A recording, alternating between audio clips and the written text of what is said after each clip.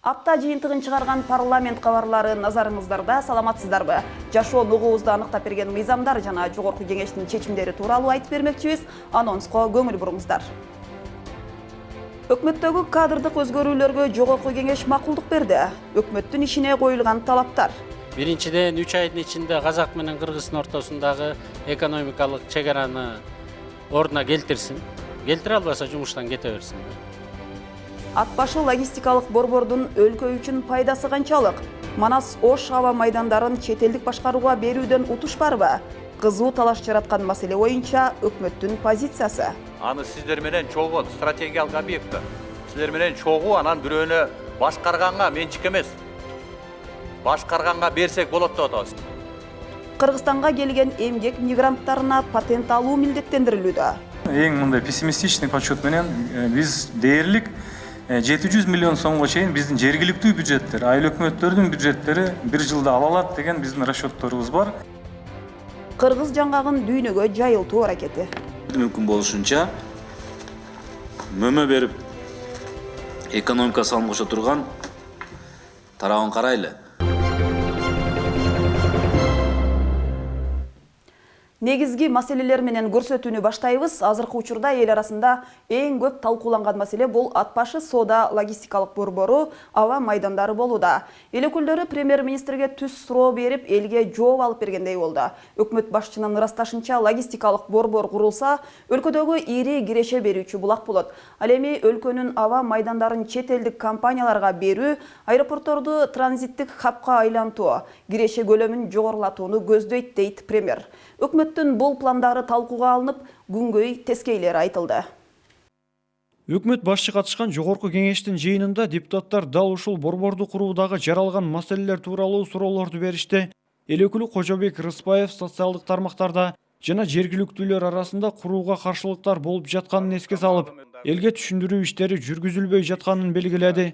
Жерлерде бүгүнкү күндө Кыргызстан жарандары атуулар чогулуп, азыр жыйналыш өткөрүп жүрүшөт. Мына мурдагы күндө Кочкордо өткөрүштү да, логистикалык центр боюнча. Түшүндүрмө иштерин ачар. Бүгүн 4000 Кытай келсе, эртең 49 000 болбойбу? Эмне үчүн 49 жылга деген көп суроолор туулуп атат да. Кытайдан келген инвестор канча Кытайды алып келсе болот, ошол мыйзамды кармашыбыз керек. Ал жерде биз келишимге жазабыз. Канча проценти гана Кытайдын жараны же болбосо башка жарандар келишет. Ошондон кийин бизде кызматтар бар да, ошонун баарын текшерип, убагында рейд кылып, убагында инвентаризация кылып, текшерип турсак эч кандай проблемасы жок. Мисалы, токендерде иштеп элетпайбы? Өкмөт башчы бул борбор курулса өлкөдөгү эң чоң өндүрүштөрдүн бири болуп калаарын жана казынага ири киреше алып келе турган булак болорун белгилеп, кооптонуучу жагдай жок экенин белгиледи. Ошол жерде нарындыктар, атбаштыктар өздөрү салып иштесе болобу же болбойбу? Өздөрүнүн акчасы менен. Ушуга чейин салабыз дегендер болсо салса болмок, анан азыр салабыз десе ал жерде жер толтурат. Кээ бир айтып атат, жайытыбыз калбай калды деп. 200 гектар жер, ал жерге барып көрсөңүз, ат башыдан баштап Тору-Картка барганга чейин канча жайыт жатат. Анан сиз дагы эми бизнесмен катары сиз да барсаңыз, башкалар да барса, ал жерде эми жер деген толтурат, трансформация кылып берелик. Барып алып, ошолор менен кошо иштешкен жакшы болот го деп ойлойм кайра. Ат башыдагы чегарага жакын аймакта соода логистикалык борбор курууга 2017 жылы Кыргыз өкмөтү 200 гектар жер аянтын бөлүп берген.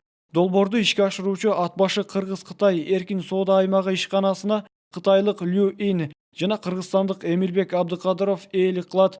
Премьер-министрдин айтымында логистикалык борборду салуу үчүн Лю Ин 280 миллион доллар каражатты түз инвестиция кылат. Ошону менен катар өкмөттүн аба майдандарын чет элдик башкарууга берүү позициясы да талкууга алынды. Өкмөттүн айтымында Кыргызстандын улуттук өнүктүрүү стратегиясынын алкагында 2023 жылга чейин кыргыз аэропортторун Орто Азиядагы транзиттик хабка айландырып, кирешесин көтөрүү максат кылынган.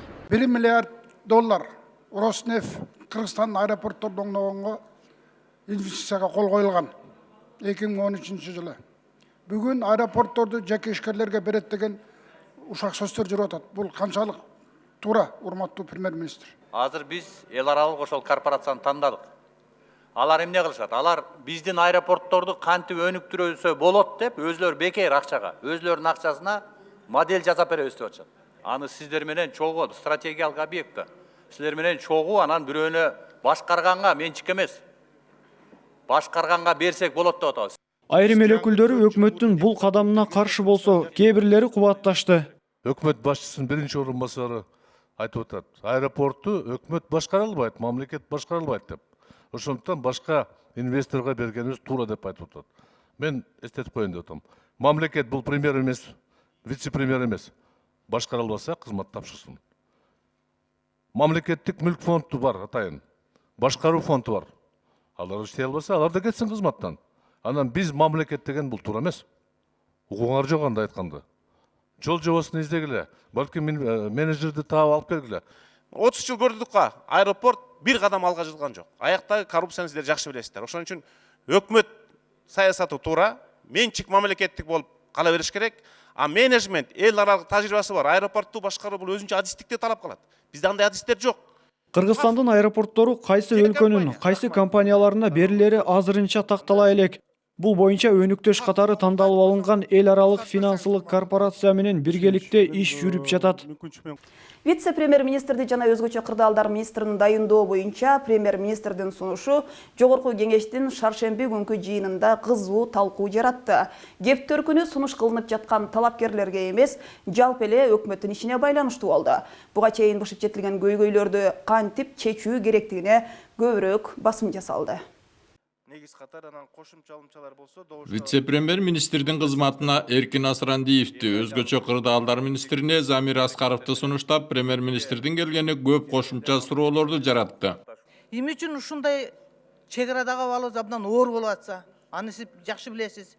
Элибиз мынтип кордолуп атса, элибизди коргогондорду кордобайса коргогондун ордуна камап атса, эмне үчүн сиз ошого чек арага кайдыгер мамиле кыласыз? Bizde günüge erteң менен şu чек арадан башталат. Saat 8'de мага şu чек ара маселеси боюнча бардык күч органдары, чек ара кызматы бар маалымат берет. Элибиздин кызыкчылыгын, мамлекеттин кызыкчылыгын коргогонго бардык күч аракетибизди жумшап анан чечишибиз керек. Анан жанагыдай кээ бирлер чыгып атат, элди уюштуруп, анан башкаларга каршы койгон, бул туура эмес. Вице-премьер министрликке сунушталган Эркин Асрандиев жакынкы убактарда кандай багытта иш алып барат? Айтсаңыз, ушул өзүңүздүн ишмердигиңизде эң негизги 3 багытты белгилеп кетсеңиз, сизге кандай тапшырмалар коюлуп атат, максат кандай максатка жетишесиз? Биринчи ирет бул Кыргыз-Казакстандын ортосунда турган чек арадагы болгон көйгөйлөрдү чечкенге аракет кылыш керек. Экинчи багыт инвестиция боюнча бул жердеги биздин инвестициялык климатты, шарттарды оңдогонго аракеттерди көрүш керек. Үчүнчү багытта ошо ишкерликке биринчи ирет аймактарда ишкерлерге шарттарды түзүш керек. Кандай жол менен алып келишти? Мен өзүм баягы пикирлерим бар, ошону ишке ашырганга аракет кылам. ИАЭПтин алкагында чечилбей жаткан маселелер өтө эле арбын. Азыр чек арада топтолуп жаткан фуралар боюнча маркировка деп атабыз, реестр деп атабыз, жаңы ишканалардын кириши. Ушул боюнча кандай ой пикириңиз бар? Кыска убакыттын ичинде эмнени чече аласыз? 21 февралда советтин отуруму пландаштырылыптыр. Ошол жерден да биз маселени көтөрөбүз. Дагы кошумча айта кетерим, бул ИАЭСтин стратегиясы 2025 жылга чейин бүгүнкү күндө иштелип чыгып атат. Ошол жерге ошол жанагы механизмдерди киргизиш керек да. Экономикалык багыттагы өнүгүүгө фискалдык саясаттагы алешемдиктер тоскоол болуп келген. Каржы жана насыялар саясатын өзгөртүүгө мүмкүнчүлүк барбы? Себеп дегенде ошону өзгөртмөй сайын чоң бир ийгиликтерди жаратууга болбойт деп ойлойм да. Биздин банктар, системалар бүгүнкү күндө ломбардтан айырмасы жок. Менин оюмча жаңы инструменттерди киргизиш керек. Биз Орус-Кыргыз өнүктүрүү фонду проект каржылоо, мезонин кредит, капиталга инвестиция деген жаңы пилот катары долбоорлорду киргизип баштаган болчубуз. Ушул тажрыйбаны, ушул практиканы кеңейтиш керек. Дотацияда отурган айыл өкмөттөрүнө каражат жетпей жатса, дотациядан чыгат элек дегендерге акча таңуулап отурган финанс министринин иш аракеттери түшүнүксүз. Мага кече Кара Суу акимчилигинен кат келип түштү да. Биздин 4 айыл өкмөттү дотациядан чыгарып койгула деп 2 жылдан бери суранып атат да. Минфин 2 жылдан бери буларды дотациядан чыгарбай, жылда 37 миллион сом акча берип атат. Мен уккан эмесмин, мен азыр териштирейинчи аны. Россияга болгон экспорттун көлөмү 27%ке чейин төмөндөп кеткен.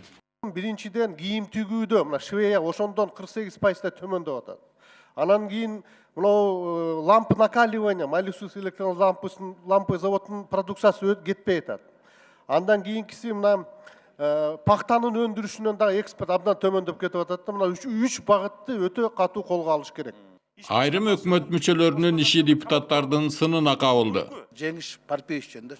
Мына сиз аны кураторлук кылып эки жакка койдуңуз, себепке, анан чек арага. Бирок бул ушул эки жактан куратпадыбы? Анан эки нерсени чече албаган, 2 метрди чече албаган кишини азыр айтып атасыз, буну биз Баткенге койдук депчи. Ой, Баткенге байлап койсун да чече албайт. Компетентный адам эмес экен да. Мен митингге чыгарам, мен сот көрөм деп жүрөт. Кыргызстандын Евразия экономикалык бирлигине киргендеги абалы кандай? Армения өзүнүн ушул мүчө мамлекеттер менен соодасын 52%га көбөйткөн экен. Казакстан 42%га, Белоруссия 41%га көбөйткөн. Россия Федерациясы 30%га көбөйтсө, Кыргыз Республикасы 8,6%га гана көбөйтө алган да ички сооданы. Ушул мүчө мамлекеттер менен. ЕЭПке мүчө өлкөлөрдүн ичинде эле товар жүгүртүүдө теңсиздиктин болуп жатканы байкалууда. Бул жактан аяка товар кетсе, аяктан комиссия келип, ишканаларды текшерип, анан алар мөөрүн басып берип, продукция алса болот экен деген уруксаты керек да. Муну мындай теңсиздик болуп атат да, мындайча айтканда. Мурун булардын системасы, анализ берүүчү, сертификат берүүчү системасы жакшы эмес деген түшүнүк менен кээ бири келип атат. Эми биз деле мисалы үчүн талап коюп ошол жака барып келсек болот, эч ким эметпейт. Ал жерде тыюу салуу жок. Бийиктоолу шарттага таал аймактарга электр энергиясынын жеңилдетилген көлөмүн көбөйтүп берүү маселеси козголуп кетти. Январь, февраль, декабрь айларында ушул суук өрөөндөргө электр энергиянын тарифин жеңилдетилген тарифин 2000 киловаттка чыгарып берсеңиздер жакшы болот эле да. Айтылган менен бирге эле токтомго депутат Акылбек Жапаров тарабынан мындай сунуштар берилди. Биринчиден 3 айдын ичинде Казак менен Кыргыздын ортосундагы экономикалык чек араны ордуна келтирсин. Келтире албаса жумуштан кете берсин да. Кытайдан учету жок, бизге товар келбесин. Анан үчүнчү талап бул фискализацияны ордунан жылдырсын. Мына былтыр 9 миллиардтан ашык салыкты чогулта албай калдык, Мухаммедкалый Дүйшөкевич. Ушу вице-премьериңиз 3 айдын ичинде Бишкек менен Оштун ичин өзү жеке көзөмөлгө алсын дагы аягына чыгарсын. Талкуунун жыйынтыгында депутаттар тарабынан Эркин Асрандиев менен Замир Аскаровдун талапкерлиги жактырылды. Жогорку кызматка талапкерлердин маселесин Конституциялык мыйзамдар, мамлекеттик түзүлүш, сот укуктук иштер боюнча комитети дагы карап, өкмөт башчыга ар түрдүү суроолор жаралды. Талапкерлер кантип тандалды? Темага кененирээк кабарчыбыз токтолот. Өкмөт башчы Жогорку кеңештин конституциялык мыйзамдуулук, мамлекеттик түзүлүш жана сот укуктук маселелер комитетине вице-премьер-министрлик кызматка Эркин Асрандиевдин талапкерлигин карап көрүүнү сунуштады. Премьер-министр талапкер Асрандиев өкмөттүн финансы-экономикалык маселелерине толугу менен жооп берерин жана вице-премьер-министр Жеңиш Разаков жооптуу болуп келген айрым маселелер Асрандиевке өткөрүлүп берилерин билдирди. Кыргыз-Россия фондун башкарып атканда ушул Россиядагы өзлөрүнүн биз менен өнөктөш өкмөттүн мүчөлөрү менен, финансы министрлиги менен абдан чоң карым-катнаш пайда болду, өзү да тажрыйба алды. Ошон үчүн Евразиялык биримдиктеги бардык маселелерди ушул колдоп берсеңиздер Эркин Шамшулдиновге жүктөйлү деп атабыз. Айрым депутаттар жыйындын жүрүшүндө талапкерлердин көпчүлүк коалицияга сунушталбаганын айтып сынга алды. Жок, коалицияга караш керек да. Ооба, караш керек, туура. Анан кандай анан? Өкмөт өзү легитимныйбы, легитимный эмеспи? Бул да нелегитимный болуп калышы мүмкүн. Эл өкүлдөрү кызматка талапкер Кыргыз-Орус өнүктүрүү фондунун жетекчиси Эркин Асрандиевдин экономика багытындагы ишти алып кетүү мүмкүнчүлүгүнө кызыгышты. Иштесеңер иштегиле так. Мына 44-45 жаштагы министрлер болуп атат. Бул жакшы бир жагынан. Бирок тажрыйбаны карап көрсөк, 3-4 жыл мамлекеттик тажрыйбасы бар. Экөөнү тең. Азыраак да. Иштетиш керек. Бир жерде жоктон да 2 жыл эмес, 1 жыл эмес, 4-5 жыл иштетип туруп, анан жылдырсаңар жакшы болмок эле дейм да. Ал эми Замирбек Аскаровдун талапкерлиги өзгөчө кырдаалдар министрлигинин жетекчилигине сунушталып, эл өкүлдөрүнүн сынынан өттү. Премьер-министр тараптан сунуш болду. Ушул Кыргыз Республикасынын өзгөчө кырдаалдар министрлигин жетектеп бер. чогуу иштейли деген мен премьер-министрдин сунушун кабыл алдым. Мен ойлойм, сиздерди уят кылбайм. Тармактык комитет талапкерлерди жактырып парламенттин кароосуна алып чыгуу чечимине келди. Каршы жок чечим кабыл алды. Рахмат. Ал эми дүйнө элин кооптондурган коронавирус боюнча өкмөттүн аракеттери кандай? Аркыл маселелер саатында эл өкүлдөрү тынчсызданган маселе ушул болду. Ошондой эле курулбай токтоп калган мектептер жарандардын жеке маалыматтарын коргоо, сугат суулары менен камсыз болуунун жетишсиздиги, трансформация маселелери козголду. Кененирээк кийинки сюжетте. Автоунаасын ишеним кат менен айдап жүргөндөрдү кыйнап, акча өндүрүүнү жолго коюп алган уюшкан топ пайда болдубу? Ареске коюп, келип акча бересиң, болбосо машинаны алып коебуз. Акча үмүт кылып, ушундай бир чоң суммада акчаларды төлөп этип атыптыр да. Ушундай фактылар өтө көп болуп атат да, ушуну бир текшерүү органдарга бир тапшырма берсеңиздер да, өкмөт. Өнүгүү прогресс фракциясы айтылган маселелерди атайын жеринде барып текшерүүгө аргасыз болду. Кыргыз-казак чегарасында абдан иштедик. Ал жерде абалын көрүп чыктык. Жогоруда депутаттар айткан паралар алуу боюнча абдан маселе бар экен. Мына өкмөт айтып аткан ата мекендик өндүрүүчүлөрдүн продукциясы чегара боюнча ал жерде эч кандай тоскоолдук жок.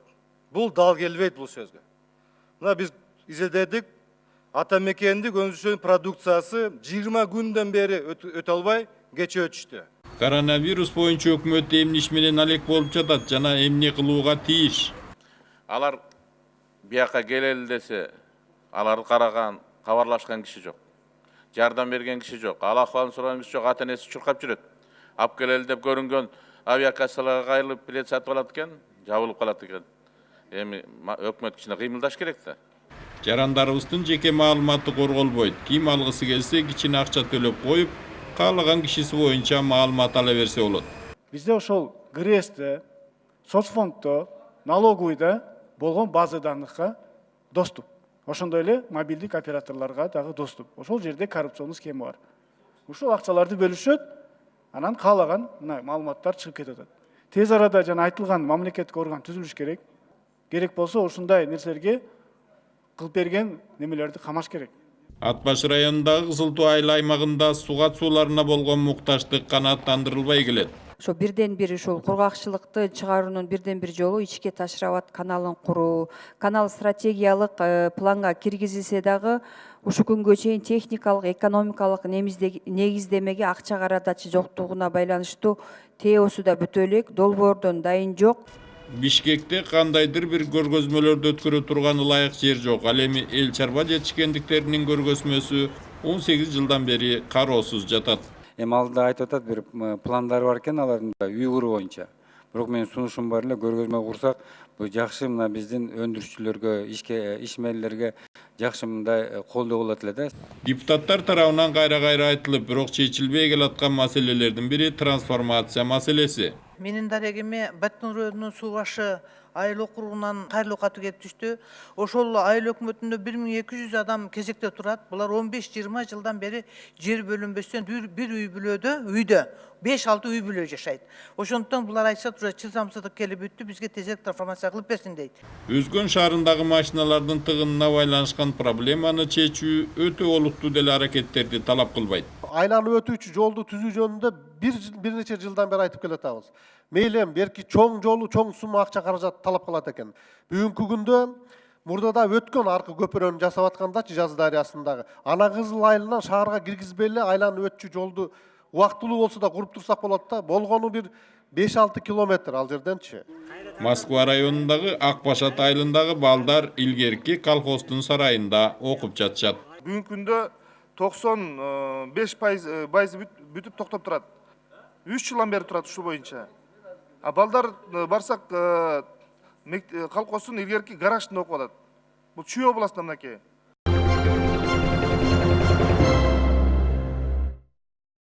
Төраға Тастанбек Жумабеков Талас шаардык кеңешинин депутаттары менен жолугушуп, аймактагы социалдык экономикалык маселелер тууралуу сүйлөштү. Эл өкүлү өз сөзүндө аймактарды өнүктүрүү жылынын алкагында алыскы айылдардагы жашоо шартты жакшыртуу, калктын турмушун оңдоо мамлекетибиздин артыкчылыктуу багыттарынын бири болуп саналарын айтты. Учурда ары кандай керектүү долбоорлорду ишке ашыруу аракети күч экенине токтолду. Муну менен катар аймактарга инвестиция тартуу маселеси тоскоолдуксуз колдоого алынышы керектиги белгиленди. Талас шаардык кеңешинин депутаттары дарыгерлердин жана мугалимдердин жетишсиздигин айтып, сүт азыктарын өндүрүүнү өнүктүрүү багытындагы ойлору менен бөлүштү. Ошондой эле жогорку кеңештин төрагасы Дастанбек Жумабеков Евразия экономикалык комиссиясынын коллегиясынын төрагасы Михаил Мясникович менен жолугушту. Анда Евразия экономикалык биримдигинин алкагындагы кызматташтыкты кеңейтүү, байланыштарды арттырууга тоскоолдук жараткан айрым көйгөйлөрдү чечүү маселелери талкууланды. Спикер ЭЭПтин алкагындагы алакаларды өнүктүрүү менен экономикалык кызматташтыкты жигердүү улантуу Кыргызстан үчүн артыкчылыктуу багыттардын бири экенин белгиледи. Ошондой эле байланыштарды арттырууга тоскоолдук жараткан айрым чек ара өткөрмө жайларындагы маселелерге токтолду. Өз кезегинде Евразия экономикалык комиссиясынын коллегиясынын төрагасы Михаил Мясникович болгон күч аракетин биримдиктин өнүгүшүнө жумшаарын кошумчалады. Өткөн жылдын республикалык бюджетинин аткарылышынын алдын ала жыйынтыктары чыгарылды. Ага ылайык бажы кызматы 1,5 миллиард сом, салык кызматы дагы 1,5 миллиард сомго планга чыккан эмес. Депутаттардын айтканына караганда, өндүрүш менен соодадан көп каражат казынага түшпөй калган. Теманын уландысы кийинки репортажда. 2019 жылдын бюджетине анализ жасаган эл өкүлдөрүнүн баамында көбүн эсе соода сатыктан жана өндүрүш тарамагынан салык толук чогулган эмес. Ал эми элдин жөнөкөй катмары төлөгөн салык 100%дан ашкан. Андыктан эл өкүлү экономиканы көмүскөдөн чыгаруу аракети качан болот деген суроо койду. Бу жерде земельный налог, недвижимый, движимый имущество боюнча налогдор биздин карапайым жашоочуларыбыз добросовестно толук төлөп берип атат. Булардыкы мына 104, 103%, 107%, 111% аткарылып атат да. А соода менен өндүрүшкө келгенде биздики аксап атпайлыкпы? Бу жерде көмүскө экономикадан чыгарышыбыз керек деген мен сунушум айтайын деп отургам да. Өндүрүш демекчи териштирүүлөрдөн улам Карабалтадагы Жунда мунай кайра иштетүүчү завод 7 айга ишин токтотуп, натыйжада былтыр бюджет 416 миллион сом акциз салыгынан кур калган. Жунда боюнча айтып атпаймынбы биздин коллегаларыбыз азыр ал завод токтоп турат деп. Ошондой эле могу бизнес справка дагы берилген маалымат боюнча да Токмокский нефтеперерабатывающий завод токтоп турат деп берилип атат. Жунда азыр толук кандуу иштеп атат. Жундабы? Жунда ноябрдын аягында иштеп Бактыбек Эмекович ошол жердин депутаты ошол региондон. Күнүнө ошол жерге каттайт. Мен өткөн январьдын башында сүйлөшкөм, уже толук кандуу. Ну демек, Санжар Тургожевич, вы не владеете информацией. Бюджет мыйзамы жыл сайын аткарылбай өнөкөткө айланганын, акыры жооптуу адамдарга чара көрүлүшү керектигин эл өкүлдөрү айтышты. Биз айтканбыз ушул жерде кыскартып берели десек, жок, биз толтурабыз деген. Кана толтурган эми? Эл өкүлү баалуу кагаздар пландагыдан көп чыгарылып жатканына токтолду. Маселен, былтыр 14 миллиард сомго баалуу кагаз чыгарылса, ал үчүн банктарга 4 миллиард сом үстөк пайыз кошулуп берилген. 14 миллиардга 4 миллиард кетти. Ооба, 4 миллиард кетти. Анда канча пайыз болуп калды атат? Ушу пайыз 30%, даже 30 с лишним пайыз болуп калды. Бул кагаздар ар кайсы жылдарда чыгарганда, даже мурун 18, 19, 20%га чейин чыккан кагаздар бар болчу. Ошондуктан мындай ушу суммасы көп болуп атат да. Мурунку 10 жыл мурун, 7 жыл мурун, 5 жыл мурун чыгарган баалуу кагаздар болуп атат. Премьер-министр жаз айларында 2019 жылдын бюджетинин аткарылышы боюнча жогорку кеңешке отчетун бермекчи. Ага чейин бүгүнкү айтылган сунуштар эске алынышын тармактык комитеттин мүчөлөрү бир ооздон белгилешти. Бишкек Сеул аба каттамын ачууга биринчи кадамдар ташталды. Жогорку кеңештин эл аралык иштер, коргоо жана коопсуздук боюнча комитети Кыргыз өкмөтү менен Корея мамлекетинин ортосундагы аба каттамын орнотуу жөнүндөгү ратификациялык мыйзам долбоорун биринчи окууда колдоп берди. Долбоордун максаты эки мамлекет ортосунда түздөн түз аба каттамдарын ачуу, учуулардын географиясын кеңейтүү кызыкчылыктарын камтыйт. 1998-2000 жылдары эки тараптуу аба каттамын иштетүү боюнча сүйлөшүүлөр жанданып, кийин таптакыр токтоп калганын эл өкүлү эске салды. Азыркы учурда Кыргызстандан Кореяга учкандардын саны 1 жыл ичинде 18 миңден ашкан. Ал тараптын аэропорту учактар эл аралык стандартка жооп берет. Ал эми өлкө ичинде бул жаатта абал кандай болуп калат? Наша компания даже в лизинг новый самолет взять не можем. Даже там 5 лет, 3 года отлетал, 20 лет, 25 лет отлетал и берем. Поэтому, может, я как Министерство транспорта просто хочу вам сказать, может, вы бы действительно подумали бы, и не надо изобретать велосипед, пошли бы по пути бы, то, что сегодня делают все страны рядом, соседи. Поэтому, может, надо найти действительно компании, такие серьезные, посмотреть, я думаю, та компания, что сейчас с Казахстаном зашли, Астана-Эйр, они уже знают наш менталитет, они знают нашу, в основном, в общем, у нас же похожая ситуация, политические там ситуации, плюс ситуация, как сказать, Азии, да, вот мы в Средней Азии. Может, они зайдут, потому что им еще удобнее будет рядом иметь еще одну страну, где они могут работать. Негизи эл аралык талаптарга ылайыктоо үчүн аэропорттун абалын тейлөө кызматын күчөтүү керек. Кыргызстандыкка барсаңыз жумушту 1,5 саат көтөсү кээде жоголуп кетет. Сервис азыр өтө начарланды. Менимче азыр Орто Азияда эң начар аэропорт биздин аэропорт. Кыргызстанда жок дегенде бир 3 эл аралык аэропорт болмойн, биз эл аралык интеграцияга кошула албайбыз. Ошон үчүн келечекте Минтранспорт, парламент ошол чечимге эле барышыбыз керек. Белгиле кетчү жагдай коңшу мамлекеттер Өзбекстан жана Казакстан Кореяга түз учууну эбак жолго салган. Эгерде бул ратификациялык мыйзам долбоору колдоо тапса, Бишкек-Сеул аба каттамдары ачылып, иштеп кетүүгө кепилдик барбы? Эл өкүлү тактады. Алматада 3 авиакомпания аткарат, Эйр Астана, Асиан Эйр, Ташкентте күндө учат, күндө Сеулга. Алматада биздин жарандар же через Алмата, же через Ташкент учушат. Ошол Асиан Эйрди киргизишке эмне тоскоолдук? Мына 5-чи эмени тепкичти кабыл алып бердик. Бизде эми жок андай авиакомпания. Жалгыз авиатрафиги, самолету жок деп атасыз азыр. Даже Стамбулга уча албай атат. Киргизип ушу биздин жарандар мына канча бу жерде Кореядан келген бизнесмендер жүрөт, башкалар эметип жүрөт. Ошо инвестиция да келбейт беле. Эмне тоскоолдук? Бунун үстүнө кайсы орган иштеп атат дагы? Ким жооптуу ушугачы? Азиан Эйрдин ээлери алмашып аткандыктан ушу күзүндө бизге жооп беришти. Жаңы жылдан кийин ушул суроого кайра келели дагы, кайра переговорго отуралы деп. Ушу Азиан Эйрдин компаниянын руководствосу ошентип айтты да.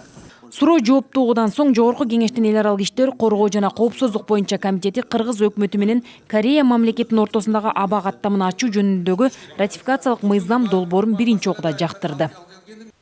Балыкчы корумду автожолун реконструкциялаган Лонгхай компаниясындагы жумушчулар 2019 жылдагы маяналарын ала албай жатат. Жумушчулардын өкүлдөрү менен транспорт, архитектура жана курулуш боюнча комитеттин депутаттары жолугушуп, маселени териштирди. Маалым болгондой, өкмөт бюджеттен жумушчулардын айлык акысы үчүн деп 9 миллион сом бөлүп берген. Бирок Лонгхай компаниясы ал акчаны дарегине толук жеткирген эмес. Мындан улам экономикалык кылмыштарга каршы күрөшүү кызматы Лонгхай компаниясын текшерүүгө алган. Депутат Сайдалимжан Жураев жумушчуларга кайрылып, аларга укук коргоо органдарына арыз менен кайрылуу кеңешин берди. Ал эми айлык акы маселесин тез чечүү үчүн техникасын ижарага бергендерди жана жумушчулардын өздүгүн тактап, 10 күндүн ичинде жооп берүүсү керектигин эл өкүлү Махабат Мавлянова өкмөттүн тийиштүү өкүлдөрүнө тапшырды.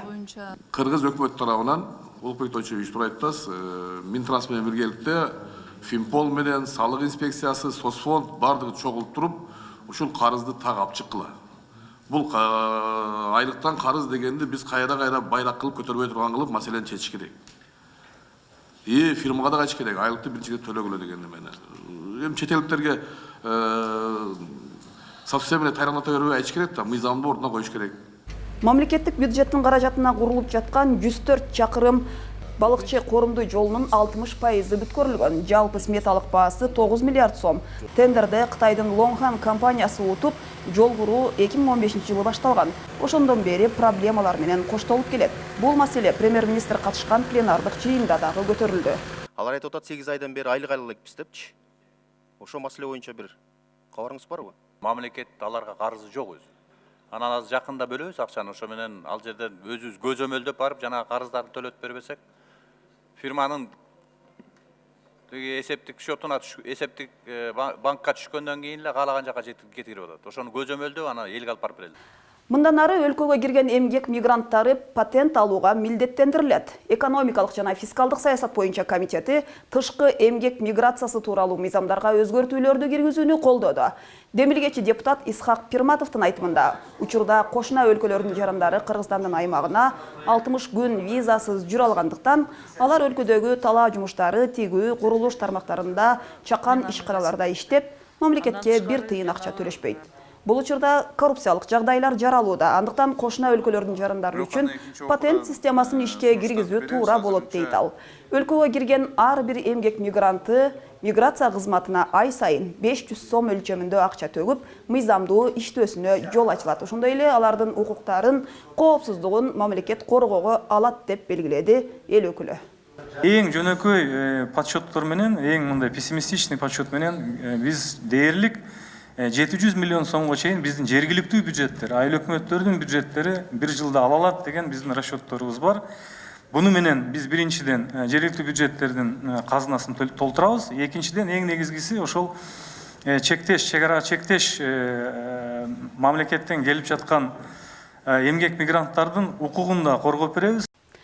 Кыргыз жаңгагын дүйнөгө жайылтуу аракети бош калган жерлерди өздөштүрүп, жаңгак плантацияларын өстүрүү тууралуу мыйзам долбоору агрардык саясат боюнча комитетинде жактырылды. Демилгечинин айтымында мыйзам долбоору өлкөнүн экспорттук потенциалын көтөрүүгө жана экологияны жакшыртууга багытталууда. Теманы кабарчыбыз улантат. Мыйзам долбоорунун демилгечилеринин бири депутат Мирлан Бакиров комитет мүчөлөрүнө баяндама жасап, мыйзамдын негизги максаты менен тааныштырды. Бизде канча деген мындай жерлер турат. Болгону 6-7% гана токой менен көп жылдык багдарак менен камтылган. Калган жерлерди мүмкүн болушунча мөмө берип экономика салым кошо турган тарабын карайлы. Мыйзам жапайы жаңгак токойлору менен эч кандай байланышы жок. Ал айыл өкмөттөрдөгү иштетилбей турган жерлерге тийиштүү экенин белгилеп, Молдованын тажрыйбасын мисалга тартты. 1000 гектар жерлерди плантация кылып, 100 миллион доллардан ашык жыл сайын продукцияны сыртка экспорттап киреше алып турат. А бизде уникалдуу жерибиз, ошол эле бүгүнкү табигый жапайыделген жаңгак токойубуз турат. Эндемикалык жаңгак токоюнан таптакыр бул сыртка, мындай айтканда эки бөлүп карашыбыз керек. Эндемика өзүнчө ал мыйзам долбоору менен жолго салынат, ал эми плантация кылуу, культивация кылуу өзүнчө жолго салалы деп жатабыз. Жыйын жүрүшүндө депутат Алмазбек Акматов мыйзам долбоорун колдоого аларын айтып, уникалдуу кыргыз жаңгагы деген брендти иштеп чыгуу керектигин ортого салды. Мына эң уникалдуу бизде экен, мына урматтуу депутаттар, бизде экен, эң уникалдуу мына өзү табыйы калып. Ушу жөнүндө да иштебейсиңер, мына кыргыз жаңгагы деп биздин бир бренд болсун, биздин бир жана түндүккө, калпакка ушу окшогон бир эмебиз болсун. Мындан сырткары талкуу жүрүшүндө комитет мүчөлөрү аткаруу бийлиги өкүлдөрүнүн жапайы жаңгак токойлорун ар кандай зыянкечтерден коргоо, карыган жаңгак дарактардын ордуна жаш жаңгак көчөттөрүн отургузуу жана башка иш-чаралардын жүрүшү боюнча маалымат алышты. Жаңы токой өнүктүрүү концепциясы кабыл алынган өкмөт токтому менен 2040 жылга чейин биз бул программаны узарттык. Жылына биз токой чарбалар 150 гектарга чейин жаңгак мөмөлүү токойлорду өстүрүп атабыз. Бул финансовый подкреплениясы бар. Себеп жана программанын бюджеттирүүнүн негизинде бизге Минфин аркылуу бизге финансирование берилип атат. Жыйын соңунда комитет мүчөлөрү Кыргыз Республикасында грек жаңгагын культивациялоо жөнүндө мыйзам долбоорун биринчи окууда жактырды. Көрсөтүүнү башка темалар менен улантабыз. Канткенде өлкөдө күч алган үй бүлөлүк зордук зомбулук токтойт. Үй бүлөлүк зордук зомбулуктан сактоо жана коргоо жөнүндө мыйзамга өзгөртүүлөрдү кийирүү кызуу талкууга алынды. Учурда өзгөчө мигранттардын балдары туугандарынын таягына угуп көз жумган кейиштүү окуялар көп болууда. Эл өкүлдөрү жазаны катуулатуу сунуштарын берүүдө. ИИМдин өкүлү билдиргендей, учурда үй бүлөлүк зордук зомбулукка дуушар болгондорду 3 суткадан 30 күнгө чейин коргоо ордери берилет. Милиция органдарга кайрылгандан кийин любой учурунда ошондой убактылуу коргоо ордери берилет. Жакынынан зордук зомбулук көргөн адам милицияга даттанса, үйдөгү чатак ого бетер ырбай турганын эл өкүлү айтат. Коомчулуктагы социалдык бул ооруга жалгыз ИИМ каршы тура албай турганын белгилеген депутат ага жапа тырмак кийлигишүү керек деген ойдо. Бул маселе менен бир эле милицияга тапшырып койсок, ушуну ордер бердирип койсок чечилбейт да. Ал тескерисинче баягы үй бүлөдөгү бир ыркты кетирип кайра бир күчөтүшү мүмкүн да, баягы ортодогу мамилени, зордук зомбулукту кайра күчөтүшү мүмкүн, туурабы? Жергиликтүү бийликтер ушул өздөрү бир иш чара алып барыш керек. Бул эл өзү коңшу колонго бир кайдыгер мамиле кылбай, бир ызы чуу болуп атса, ошону алдын алып барып түшүндүрүп, өзүнүн кеп кеңешин айтып, аксакалдар өзүнүн тобу ар бир айылда бар. Зордук зомбулук фактылары көп учурда киши мас абалында болот. Балким мурдагыдай соолуктуруп акылына келтирүүчү жайлар кайрадан керектир. Вытрезвитель деген нерсе бар эле да, мурда совет доорунда. Баягы мас болгон адам үйгө жеткиче бир кандайдыр бир милицияда өзүнө келип барат. Азыр баягы андай институт жок да, вытрезвитель. Бирок мындай кризисный центрге качан кайрылат? Токмок, ур токмокту жегенден кийин балдарын алып качып кризисный центрге барат. Арест на сутки, на 3 суток ошону кайтала биздин мыйзамдарга киргизсек, сиз кандай пикирдесиз? Профильный комитет менен биргеликте эле ошо сунуш киргизип атабыз. Ошо бузуулар кодекс боюнча ошо баягы арест 15 суткага чейин, 30га чейин, 30 суткага чейин. Өзгөчө жаш балдарга, мүмкүнчүлүгү чектелген балдарга көрсөтүлгөн зордук зомбулук кечиримсиз. Аны зордук зомбулук дебестен кылмыш деп атап, жазаны күчөтүү сунуштары айтылды. Бул биздин келечегибизге согулуп аткан сокку да. Ошондой жашоону көргөн балдар кийин сөзсүз түрдө жакшы балдар болуп чоңойбойт. Ошон үчүн бул жаш балдардын зомбулугуна биз абдан мындай чоң мыйзамдардын баарын кабыл алып берип атабыз. Мыйзамдарыбыз бар. Бирок аткаруу жагына келгенде сөзсүз түрдө бул нерселердин баары аткарылбай калып атат да. Ушул сындуу сунуш пикирлерди кийин эске алуу зарылдыгы айтылып, зордук зомбулуктан коргоо жана сактоо жөнүндөгү мыйзамга редакциялык мүнөздөгү өзгөртүүлөрдү кийирүүнү парламент колдоду.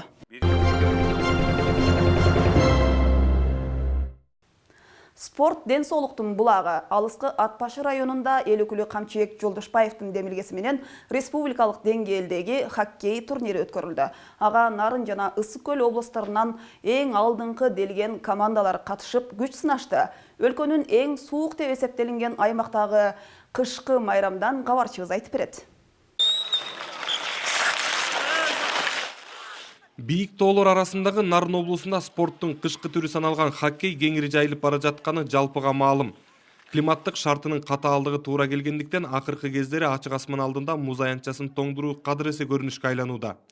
Бирок аларга атайын тосмолорду коюп, оюнга ылайыкташтыруу кыйла эле каражатты талап кылат. Бул жагынан Ат Башы районундагы Кызыл Туу айылындагылар жолдуу болуп, өткөн жылы Жогорку Кеңештин депутаты Камчыбек Жолдошбаевдин өз чөнтөгүнөн караган 1,5 миллион сому бардык муктаждыктарды канааттандырды. Натыйжада алыскы элет жеринде ар кандай деңгээлдеги мелдештерди уюштурууга шарттар түзүлгөн. Бул иретте атайын турнир уюштурулуп, эркектер менен бирге Ысык Көл облусунун кыздар командасынын мөрөй талашуусу көпчүлүккө жагымдуу көрүнүш болду. Балдарга каршы бул кыйыныраак, бирок антсе да биз ага эметилбейбиз, жеңилбейбиз. Балдар менен бирдей таймашканга аракет кылабыз. Кыздардын ойногондо мен аябай сүйүнүп атам, көлүп. Мен ойлогом бул кыздар араң эле конките өткөрүп, жок. Жигиттер менен чогуу таймашып ойношуп, бирдей голдорду кийирип бир карап атат. Бирок чеберчиликтери жогору болгону менен күч жагынан алдаганча алсыздык кылышкан кыздар байгелүү орундарга жетише алган жок. Негизги таймаш Миң Куш шаарчасынын, Ат Башы районунун Кызыл Тоо, Талды Суу жана Казыбек айылдарынын оюнчуларынын ортосунда жүрдү. Алардын финалдык топтогу өз ара беттешүүлөрүнүн жыйынтыктарында Талды Суулуктар 3-чү, Миң Куштуктар 2-чи жана Казыбектиктер 1-чи орундарды камсыз кылышты. Оюн кызуу болгондуктан көрүүчүлөр суутка карабай сүрөп турушту. Бул каникул учурунда балдар келип ушунча эс алып, ата-энелер, чоң ата, чоң энелери жаш балдарды ээрчитип келип, атай муз тептирип, көндүрүп атат. Оюн соңунда жалпы командалар атайын сыйлыктар менен сыйланып, эл өкүлүнүн белектерине ээ болушту. Ат Башы району Борбордон 350 чакырым алыстыкта жайгашып, өлкөнүн эң суук аймагы катары сыпатталып келет. Ушуну менен көрсөтүүнү жыйынтыктайбыз. Берүүнү Жогорку Кеңештин басма сөз кызматы даярдап, мен Жаннат Мажитова алып бардым. Кийинки аптада дагы Жогорку Кеңеш маанилүү мыйзамдар боюнча чечим кабыл алганы турат. Парламент кабарлары менен кененирээк Кеңеш KG сайтынан таанышып туруңуздар. Саламатта калыңыздар.